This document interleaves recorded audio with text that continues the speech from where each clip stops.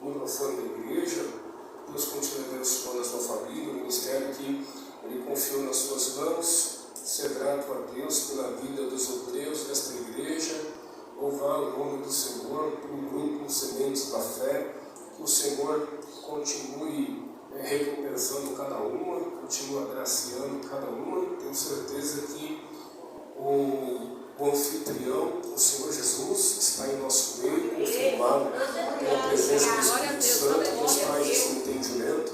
Que Deus continue abençoando toda a igreja. Uma alegria poder fazer parte deste 13º Congresso Sementes da Fé, que não deixa de ser um culto ao Senhor nosso Deus. A honra, a glória, o louvor e a adoração pertencem a Ele hoje e sempre. Amém? Abra sua Bíblia em Cantares de Salomão, glória a Jesus, capítulo de número 3, onde está inserido o texto base, o tema deste congresso, glória a Jesus.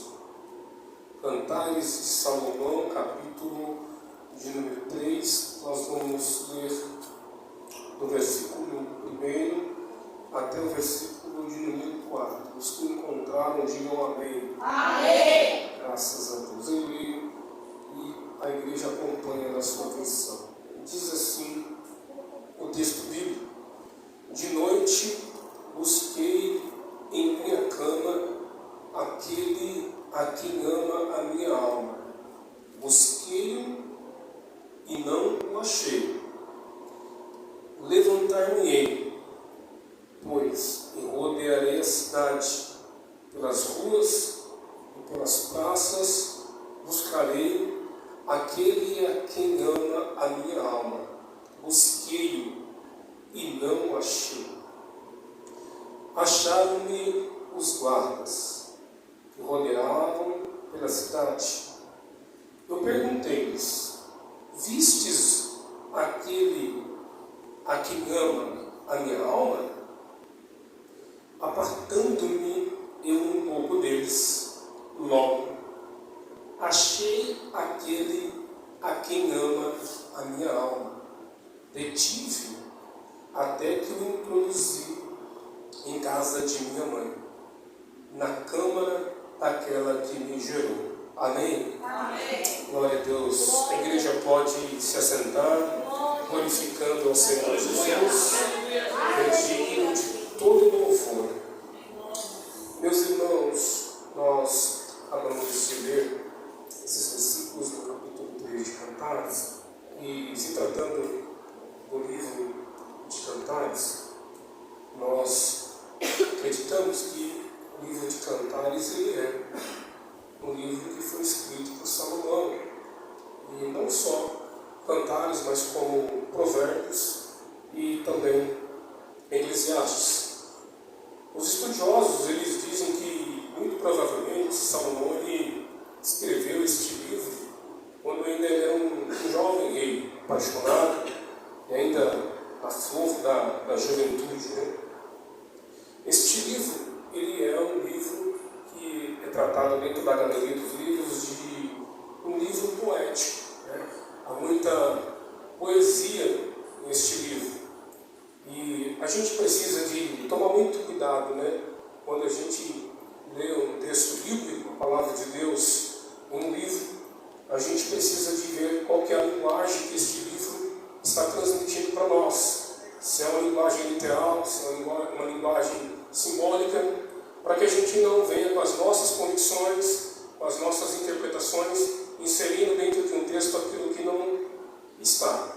Então, no primeiro momento, a gente precisa de entender o que está acontecendo no capítulo de número 3. Ou em todos os capítulos, se assim eu posso dizer, existe um romance, um amor muito grande envolvido nesse texto.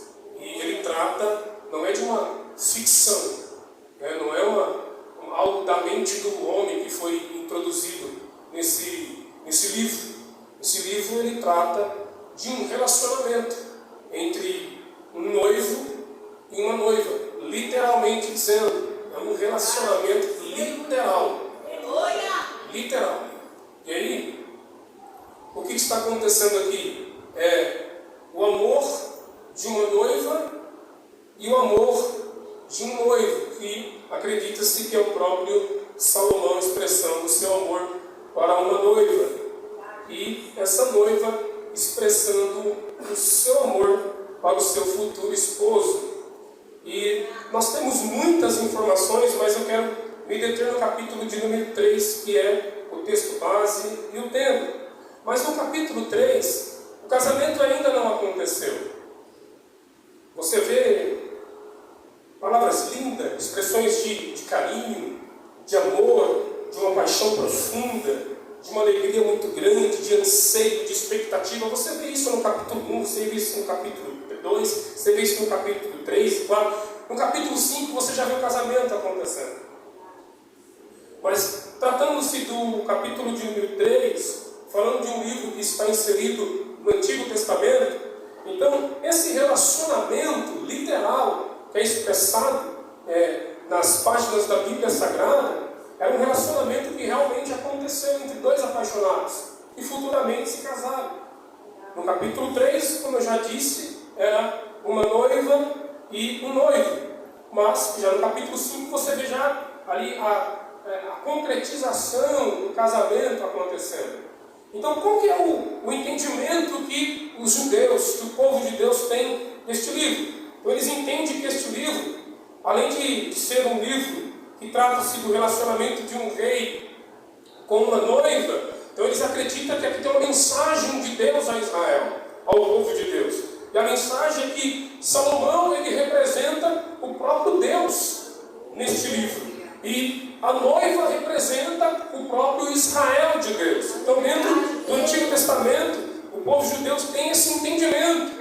E obviamente se tratando da palavra de Deus, da Bíblia Sagrada, e aí nós temos que qual que é o significado, qual que é as lições, qual que é o entendimento que nós temos no Novo Testamento, qual que é o simbolismo, quais são as lições para a gente que vive no período da graça, para a gente que foi salvo pela graça e não pela lei, qual que é o entendimento que a igreja do Senhor Jesus Cristo deve ter nesse texto. Obviamente que esse texto está tratando de um relacionamento. E qual que é o simbolismo?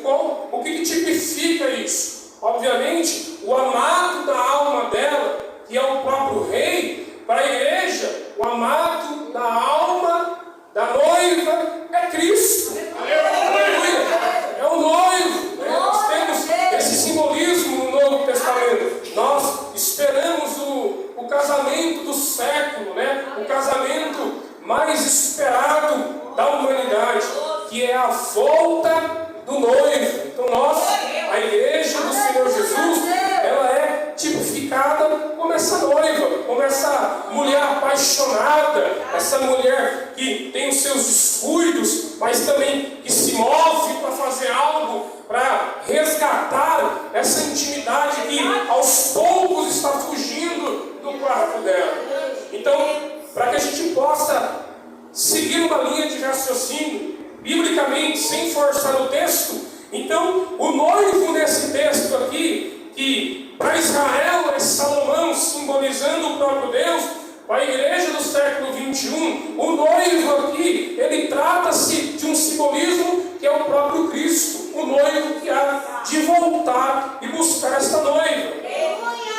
O versículo de número 1, 2, 3 e 4, ele é muito interessante, porque ele vai tratar de um momento íntimo. Ele vai tratar de um momento de intimidade com o noivo. Aleluia! E é muito interessante falar de intimidade, porque a igreja de Jesus, ela precisa de ser muito íntima de Jesus. Aleluia! Ela precisa de ser muito íntima de Jesus. E é muito interessante o versículo 1, porque ela fala de uma busca. E depois dessa busca, ela vai encontrar, ou não vai encontrar, o amado da alma dela. E isso fala de um descuido que muito provavelmente ela teve. É muito interessante o verso 1, E se alguém tiver com a Bíblia NVI, aí você pode ver que o versículo primeiro ele vai falar sobre busquei toda noite. Mas na João Ferreira de Almeida está de noite busquei. Dá a entender que é um caso isolado. E foi um momento de busca isolado e ela teve um descuido, viu que não estava, ficou naquilo mesmo. Mas se você ver, buscar a raiz do versículo primeiro, principalmente aqui de noite busquei, no hebraico, ele traz a ideia, ele soa, traz um entendimento mais amplo para nós. Porque ele soa como busquei toda a noite, ou busquei várias noites, ou muitas noites. Então, não fala apenas de um momento isolado, onde essa noiva ela teve um descuido, e ela percebe que já não tem mais a intimidade do noivo na sua cama. Não tem mais a presença do noivo no seu quarto. Não tem mais a presença do noivo na sua cama.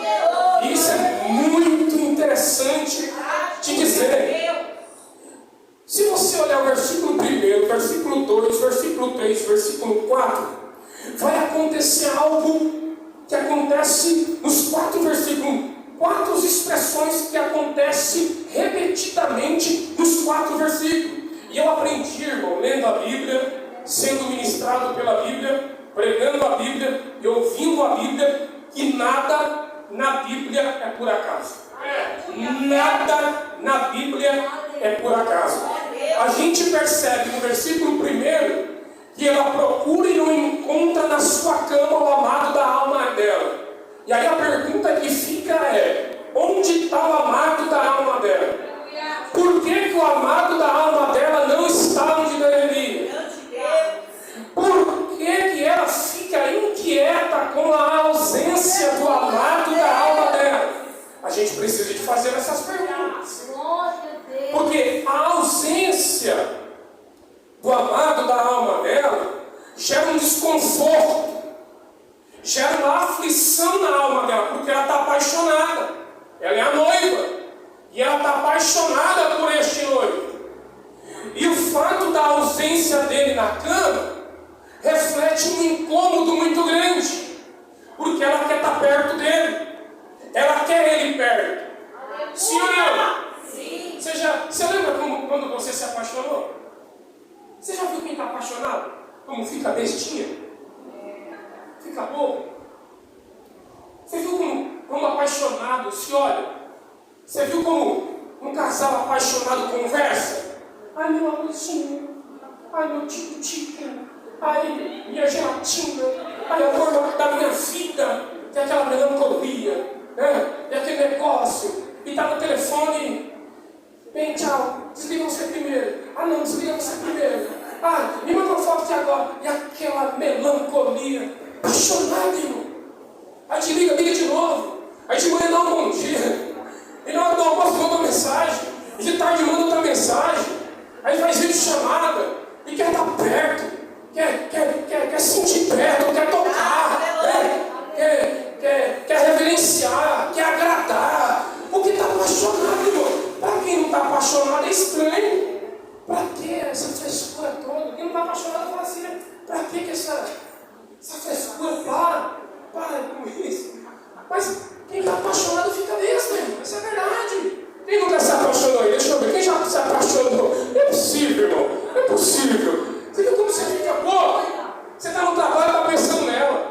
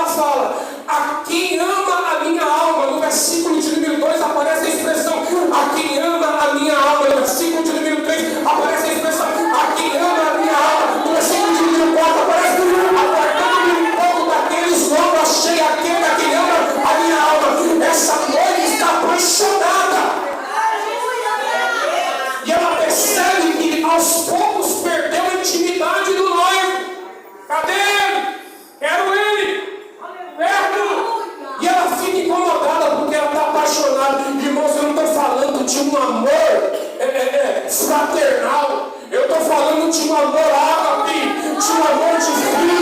Eu estou falando do amor da igreja que eu, que você deve compartilhar com o nosso Cristo, o noivo. Bendito seja o nome de Jesus.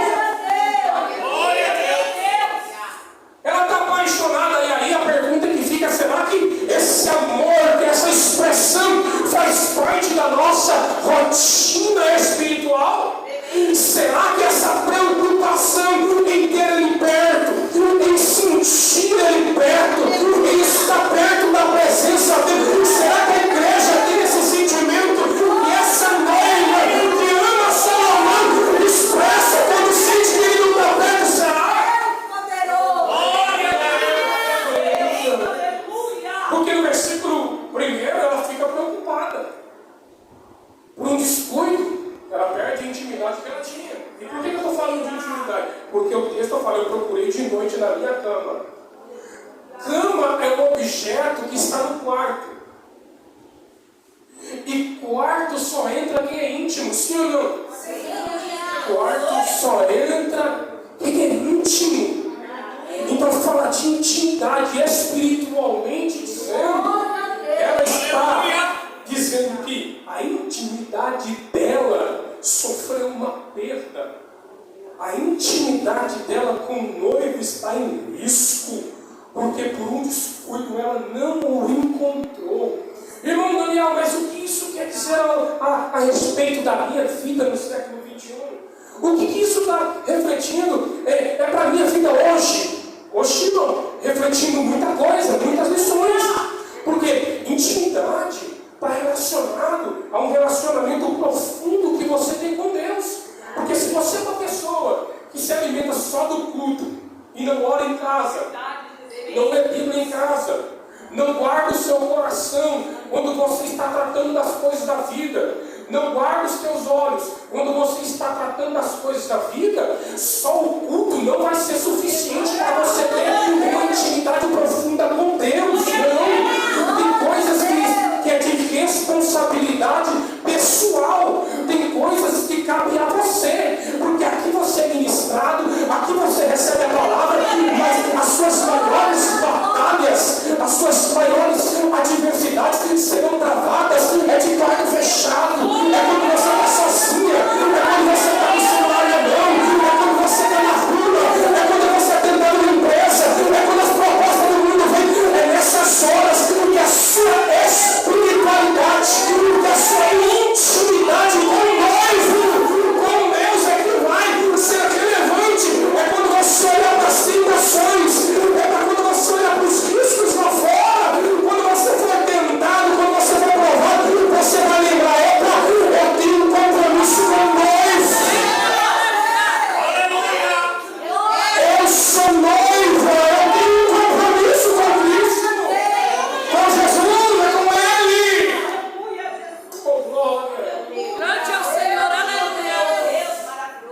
E a gente aprende com a caminhada da fé que não tem super crente, filho. Não existe. Todos nós que estamos aqui, desde o púlpito até a porta da igreja, todos nós somos pessoas falhas, somos limitados e estamos sujeitos a falhar na nossa espiritualidade, a falhar na nossa intimidade.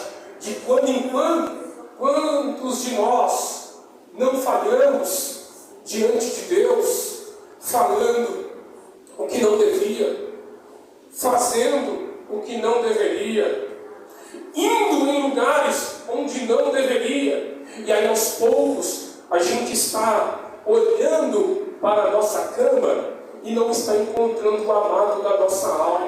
Por quê? Porque a única coisa que nos afasta de Deus é o pecado. A única coisa que nos afasta de Deus é o pecado.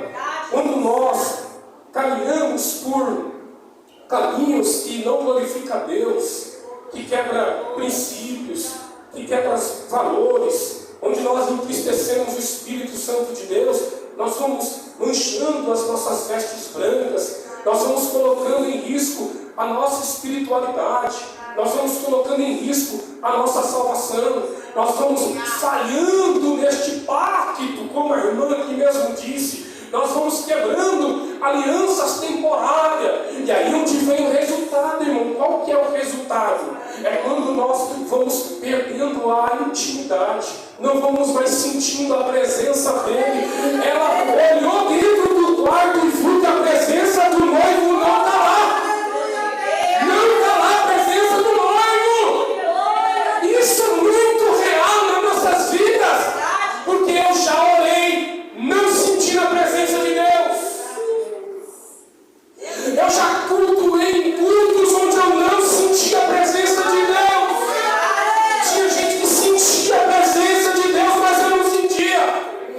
Eu já orei e não senti nada. Eu já cultuei e não senti nada, porque eu estava falhando na minha espiritualidade. E aos poucos o noivo estava se afastando. A presença já não era tão real como foi um dia. Por quê? Porque foi eu que fui caminhando passos largos para longe da oração, para longe do temor, para longe da santidade, para longe da responsabilidade, para longe da renúncia, para longe da santificação. E quando nós se afastamos de tudo isso, é aquele momento que a gente olha no quarto e na cama e fala: cadê o noivo? Cadê a água na minha alma? Eu não quero nada. É quando a gente falha, é quando a gente vai se afastando de Deus, e aí também vai se afastando de nós. Isso é Bíblia. No Antigo Testamento, Deus fala constantemente com os reis, com os profetas, para trazer a mensagem para o povo, dizendo: enquanto vós estiveres comigo, eu estarei convosco, mas se vós me deixares, eu vos deixarei. Então, quando nós se aproximamos do que é mal, quando nós praticamos aquilo que desagrada a Deus, nós estamos se afastando da presença de Deus, porque Deus é santo. Deus, Ele é santo, e a sua igreja deve ser santa, e o seu povo deve ser santo. Ninguém está livre de cometer uma quebra de aliança. Eu não tenho supercrente aqui, eu já falei com Deus, eu já falei com a minha família, eu já falei com amigos, eu já falei em empresa. A gente tem uma vida nessa, a gente vive neste mundo, e de quando em quando a gente comete uma falha, a gente comete um erro. Mas sabe o que é interessante? Nós não estamos desamparados. Nós não estamos desamparados. Porque aqueles que, mesmo nas suas falhas, mesmo nos seus erros, mesmo nas suas crises, mesmo nos seus temores, conhecendo o amado da alma dele, o amado da alma dela, sabe quem é ele, sabe que ele é perdoador. Oh, bendito seja o nome de Jesus. Quem conhece ao Senhor sabe que o Senhor não rejeita um coração arrependido e quebrantado. Bendito seja o nome de Jesus. Oh, irmão, eu não sei como que você veio a este culto nessa noite, mas eu tenho uma palavra de Deus para a minha alma e para a sua alma. Talvez essa semana você cometeu uma quebra de aliança. Talvez esses meses você vem caminhando, se afastando da presença de Deus, e percebeu que você já não sente Ele como você sentia, que você não adora como você adorava. Talvez você vem percebendo que a sua espiritualidade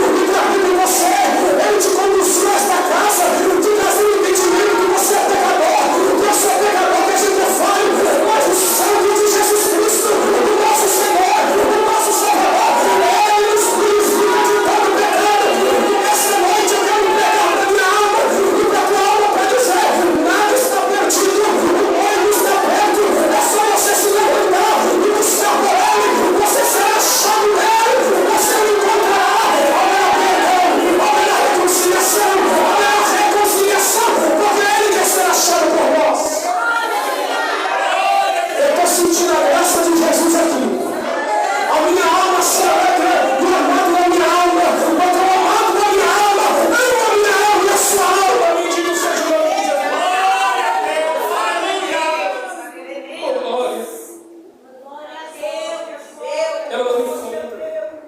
Não encontrar faz parte do processo. Como eu já disse, que tem hora que você vai orar e não vai sentir nada.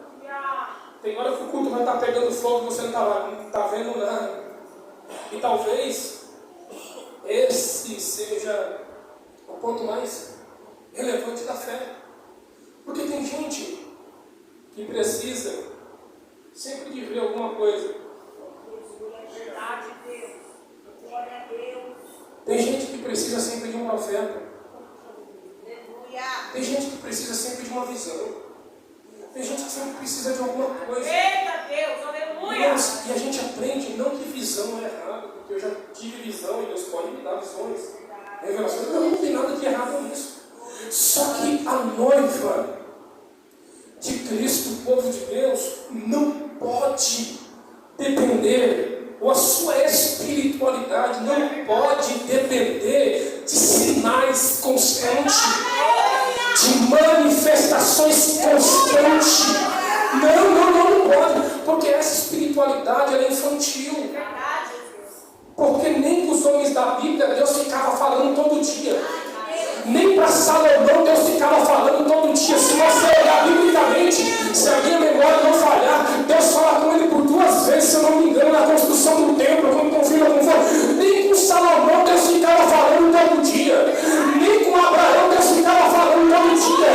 E tem crente, irmão, que parece um adolescente apaixonado, infantil, que não conhece a fruta, que não sabe o que é amor. Amor traz responsabilidade. Amor traz renúncia. Amor traz comprometimento. O amor não se vanglória. O amor abre mão. E não é este amor que a Bíblia está ensinando para nós. É você olhar para toda a mística e falar: Senhor, eu não preciso de sinal. Eu não preciso de visão. Porque o Senhor me amou de tal maneira que enviou seu Filho unigênito para morrer pelos meus pecados. O Senhor já demonstrou o seu amor, abrindo mão do seu Filho para salvar a minha alma. Ele já fez o que você precisa. Ele te ama, Ele te perdoou, Ele te justificou, Ele te salva. Não precisa de manifestação. Agora, se você crê, você vai ver o glória de Deus. Tem amor, tem perdão, tem batismo, tem ministério, tem dons espirituais. Para a edificação da igreja. Mas você e eu não precisa de mais nada.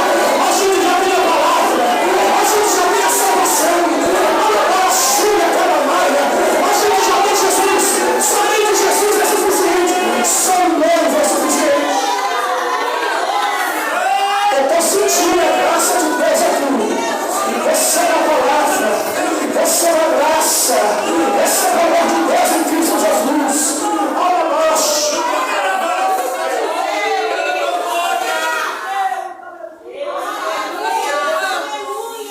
O diabo, o inimigo, ele quer fazer parar, ele quer fazer com que você faz, ele quer te afastar do noivo, ele quer que você aceite essa ausência da intimidade, ele quer com que você aceite essa vida superficial, espiritualmente dizendo: mas está bom do jeito que está.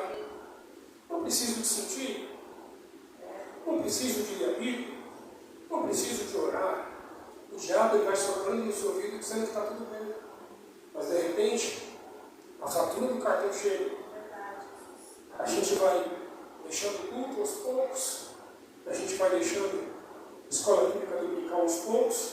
A gente vai deixando aquilo que nos fortalece. A gente vai se afastando daquelas doses diárias de ensinamento da palavra, de oração, de comunhão, que é o combustível que a gente tem para superar as coisas lá fora. Porque o mundo jaz no maligno. O mundo não é no maligno. O mundo jaz é diferente. O mundo jaz no maligno. Então tudo lá vai contribuir para te esvaziar. Pode destruir o seu casamento, pode destruir a sua família, pode destruir a sua espiritualidade. E aos poucos a gente vai trocando a intimidade com o noivo e vai substituindo a ausência do noivo no quarto por coisas superficiais. Porque essa mulher apaixonada, ela não é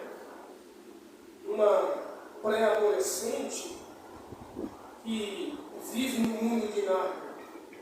Não, ela não é uma pré-adolescente ou uma jovem imatura que não sabe o que é o amor, que não sabe o que é o comprometimento com o casamento. Não, ela sabe o que é isso. Porque se fosse uma jovem, ou poderia ser um jovem, tanto mulher como homem, eu não estou falando de sexualidade, estou falando de pessoa. Não é alguém que flerta de vez em quando. Não é uma ficada. Não é uma troca de interesses. Não. Porque se fosse uma jovem qualquer, como que ela poderia reagir? Se fosse uma pessoa sem princípios, sem valores, já que ele não está aqui, o problema é dele. A filha anda. Porque é o que o mundo diz. Do jeito que está, se quiser ficar, fique. Não vou atrás. Se quiser ficar, fique. Não vou atrás. Poderia substituir a presença do noivo por qualquer outra pessoa, por qualquer outro candidato, ou por qualquer outro. Poderia agir como indiferente. Tanto faz como tanto fez. Se quiser voltar, volte, não vou atrás de ninguém, estou no meu canto. Mas não. Ela entende que o relacionamento que ela tem com o noivo já é um pré-casamento. É quase um casamento.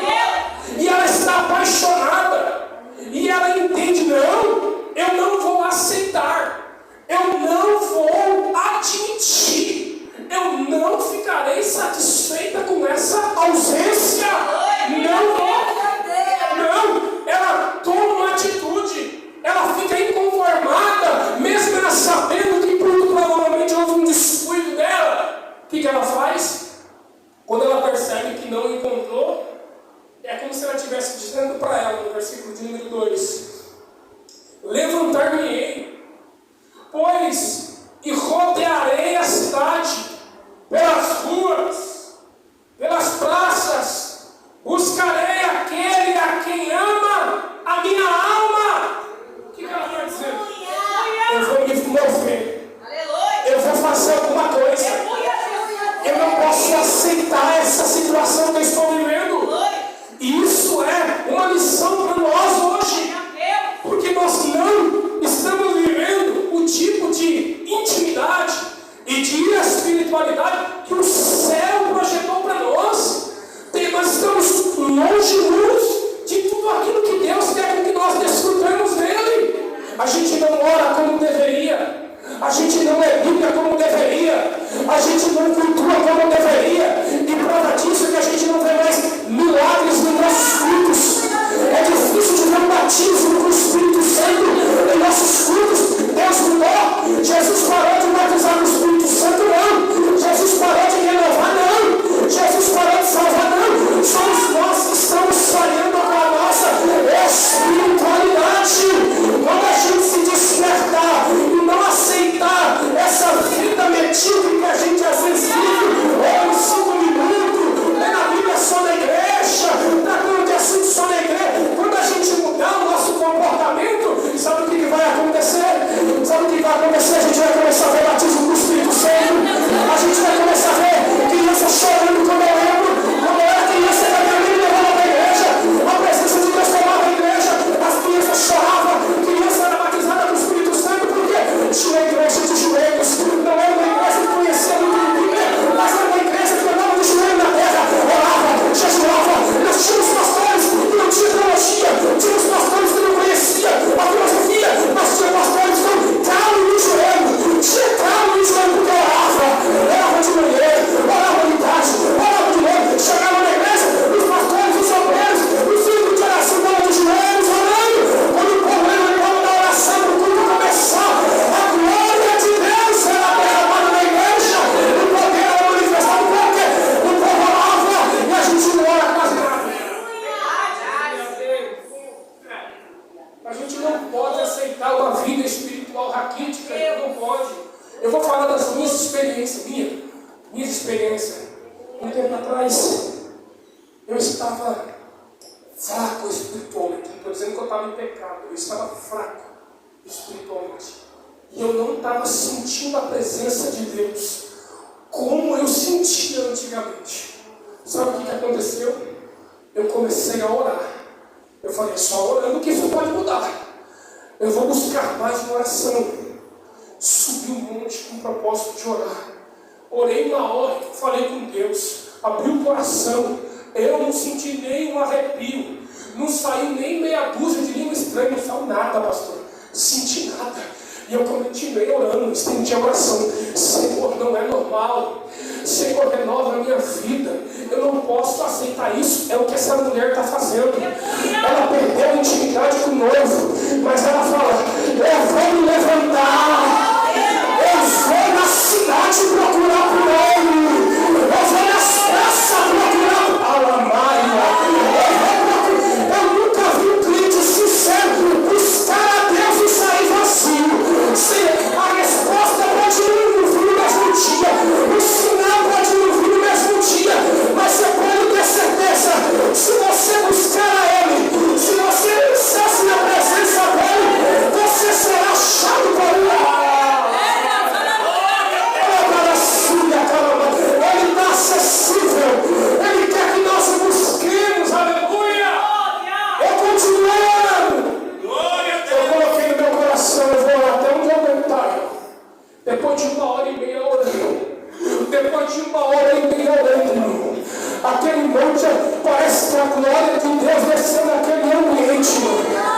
Eu senti um renovo tão grande, eu senti um poder tão grande, mas eu chorei na presença dele e falei, Senhor, não afasta de mim teu Espírito, não me permita ser morto vivo, ou viver de reprovação, não, eu quero sentir a tua presença, eu quero que a tua presença esteja comigo. O Espírito de Deus ele me renovou naquela tarde, eu saí daquele lugar renovado, cheio, falando em línguas estranhas, e é isso que o céu tem para a sua vida. Não aceite uma vida raquítica, Deus tem renovo para a tua alma, Deus tem novos espirituais para a igreja, Deus tem poder para a sua vida, porque você é vaso dele.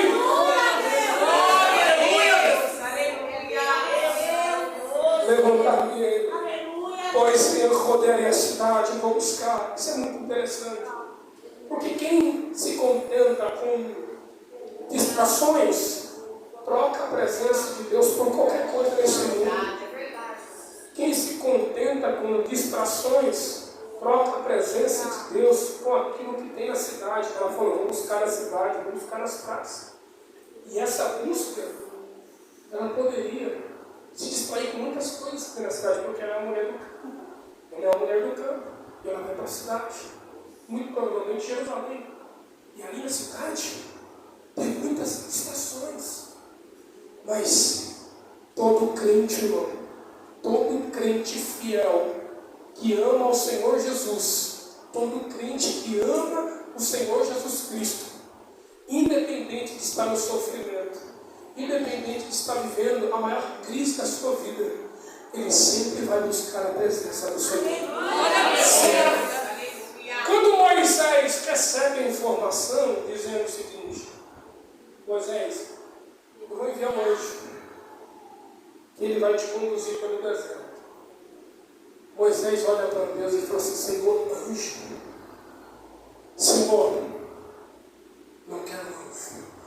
Se a tua presença não for comigo, não me tire de onde eu estou. Irmãos, é o tipo de gente que sabe que a presença de Deus não é substituível por nada, porque Deus é único na minha vida e na sua vida. Maria Madalena na porta do sepulcro viu o anjo. Ela viu o anjo, sabe o que é? Ela viu o anjo, mas anjo seria insignificante para ela se ela não visse Cristo. Ela queria Jesus, ela queria Jesus. Depois que Jesus apareceu para ela, isso foi suficiente para ela. Anjo não importa, o que importa é a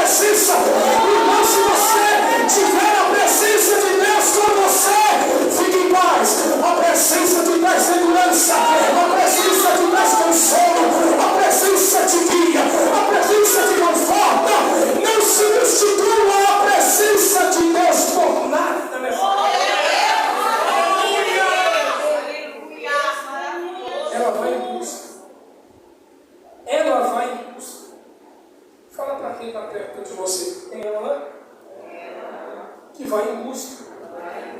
Olha aqui. Glória a Deus. Isso é muito importante. Por quê, irmãos?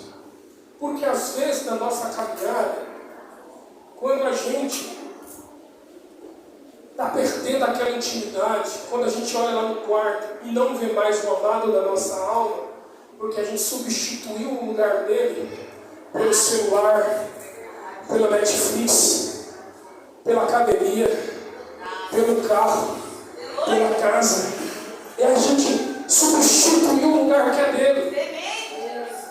E aí, quando a gente, por descuido, vai perdendo aquela intimidade, não adianta terceirizar as responsabilidades.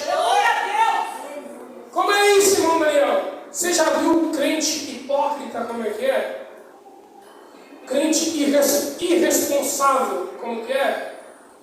Crente que não tem o caráter de assumir os seus erros. Sabe como que ele faz? Eu estou fraco por causa da minha esposa. Eu estou fraco por causa do meu pastor. Eu estou fraco por causa da igreja que eu congrego, que não me visita, que não liga para mim, que não se importa comigo. Eu estou fraco por causa do trabalho. Eu estou fraco por causa disso. E vai responsabilizando terceiros por causa da sua negligência na oração, no seu compromisso com o noivo. Trabalho não mata crente. É açúcar para malha. Quem é apaixonado por Jesus, arruma tempo para orar, arruma tempo para congregar. O trabalho não é simplesmente. Se trabalha à noite, ora de manhã. Se trabalha à tarde, cultua de manhã. Mas arruma tempo para ter relacionamento com Deus.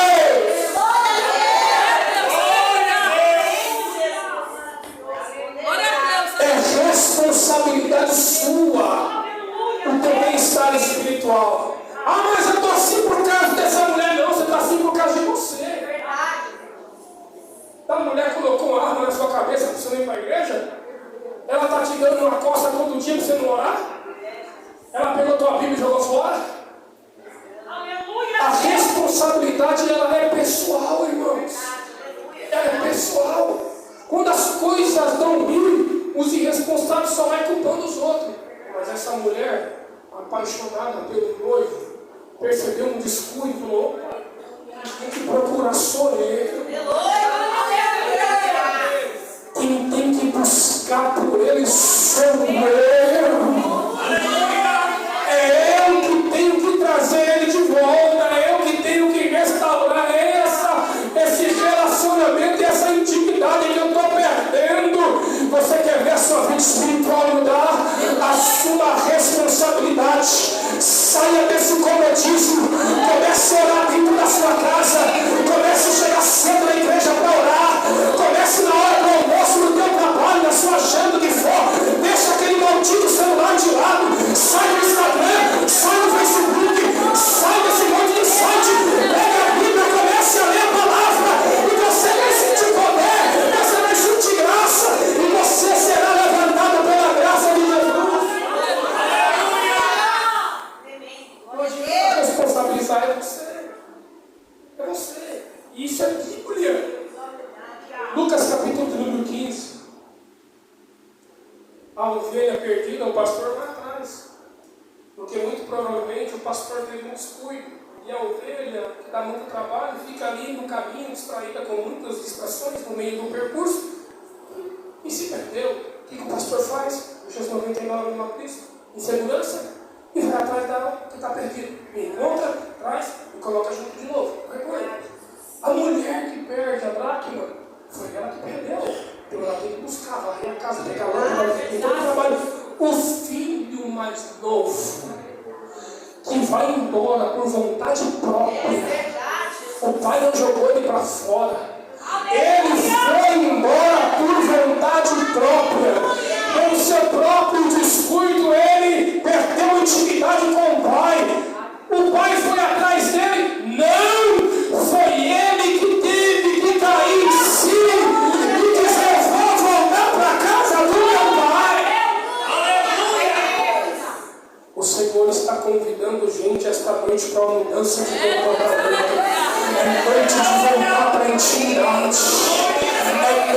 noite de tomar uma nova direção, é noite de sacudir a poeira, levantar a cabeça, porque tem perdão, tem restauração, tem novo recomeço, tem encontro do noivo com a noiva.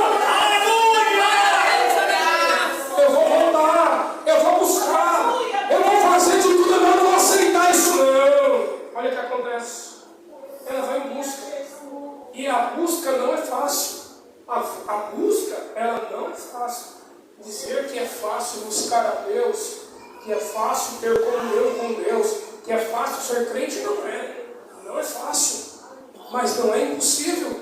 O Espírito Santo nos auxilia, o Espírito Santo nos ajuda, o Espírito Santo nos fortalece. Onde houver predisposição, sempre haverá ajuda do céu. Onde houver predisposição para um crente arrependido que quer viver experiência com Deus, haverá predisposição do céu em favor dele. Aleluia! Os positivos não vêm no tempo dele, começa a fazer birra. Crente birrento, não vou na igreja mais. Se não me visitar, eu não vou na igreja. Crente birrento, se ninguém me ligar, eu não vou. Não vou sair da igreja. Você não vive na igreja mais. Você saindo da igreja. Só quem tem perder é você. Porque Cristo já fez o que você precisa. Ele morreu por você. Ele te ama. Aleluia. E Ele ama a sua alma. Quando a gente se afasta dele, só quem tem a perder é nós. É só nós quem tem a perder. Mas essa mulher, apaixonada pelo noivo, ela não desiste. Mesmo quando os resultados são negativos. Sabe o que ela faz? Ela continua procurando. Sabe o que acontece? Ela encontra alguém que provavelmente poderia terceirizar ajuda, mas não vai terceirizar. Ela pergunta: por acaso vocês viram por aí o amado da minha alma? É uma pergunta. E você percebe que no texto não tem resposta. Os guardas não falam nada. E eu volto a repetir: por quê? Porque a responsabilidade de encontrar é sua. A responsabilidade de uma nova experiência é nossa. A responsabilidade de novo recomeço é nosso. Porque é nós que devemos andar com Ele, viver para Ele, anunciar por Ele. Ninguém é responsável pela nossa espiritualidade. A igreja e o pastor podem interceder por você. Mas é só você na sua intimidade que é responsável pela manutenção dos princípios do Deus, do melhor e da santidade que Deus tem para você. Aleluia! Os guardas não falam nada. Os guardas sabiam quem era o rei, mas eles não falam nada porque não tinha visto.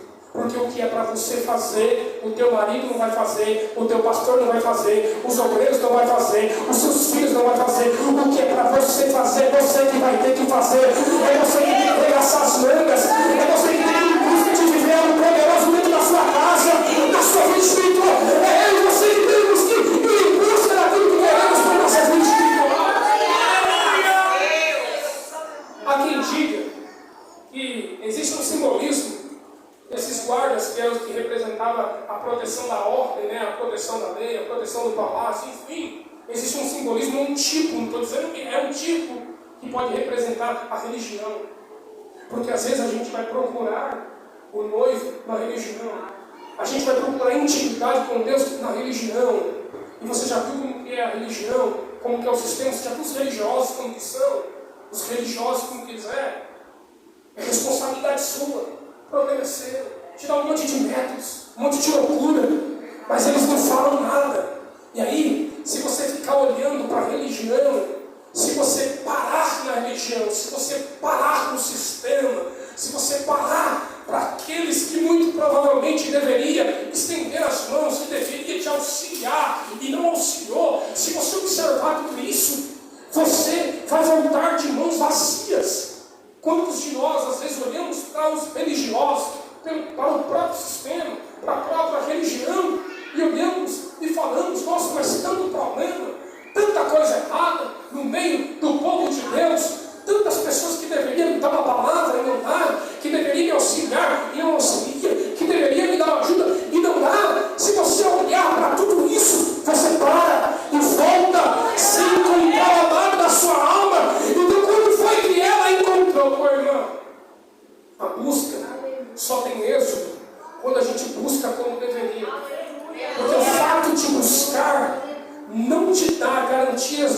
encontrar.